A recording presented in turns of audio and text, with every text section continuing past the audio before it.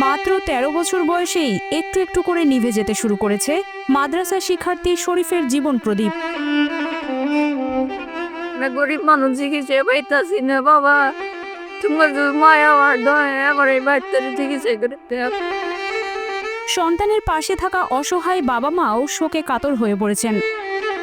শরীফের দিনমজুর বাবাও অন্য সব বাবাদের মতোই নিজের সর্বস্ব দিয়ে চেষ্টা করছেন সন্তানকে সুস্থ করে তুলতে, কিন্তু অর্থের কাছে পরাজয় যেন নিম্ন আয়ের মানুষের অবধারিত নিয়তি।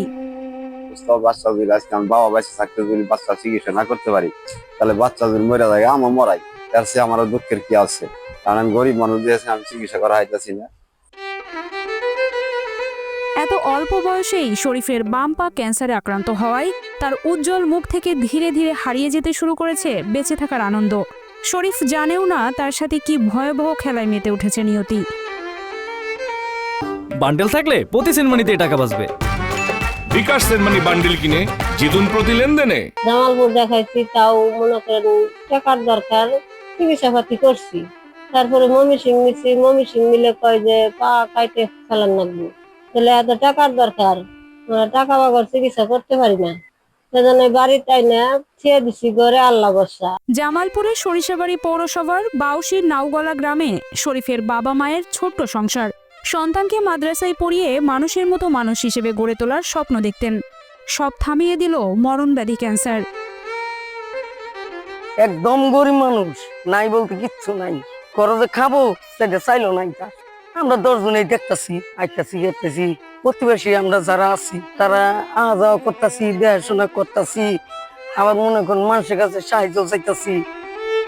ছোট্ট শরীফের চিকিৎসার জন্য প্রয়োজন 15 লাখ টাকা।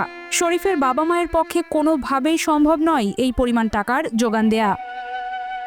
আজকে যে অবস্থায় আমার এই ছোট ভাইকে দেখতেছেন, স্বাস্থ্য ভাই শরীফ নামে ছেলেটি, সে অত্যাধিক অসহায় অবস্থায় জীবনযাপন করছে। আপনাদের কাছে আমার করজোর অনুরোধ, আল্লাহ তাআলা যেন তাকে সুস্থ দান করে। সকল দেশবাসীর কাছে আমার করজোরে আবার অনুরোধ রইল, ওর জন্য আপনারা দোয়া করবেন এবং তাকে সহযোগিতা করার জন্য আপনারা আপনার চেষ্টা করার জন্য তৌফিক দান করবেন। তাদের টাকা পয়সা অর্থ সম্পদ নাই বলে আজকে চিকিৎসা করতে পারতেছে না।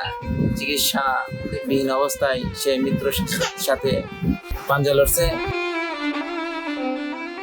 যদি আপনারা তাকে এই অসহায় অবস্থায় দেখে যদি আপনাদের মনে কষ্ট লেগে থাকে, অনুভব করতে পারেন, তাহলে অবশ্যই তাকে একটু দয়ার হাতটি বাড়াই দিবেন।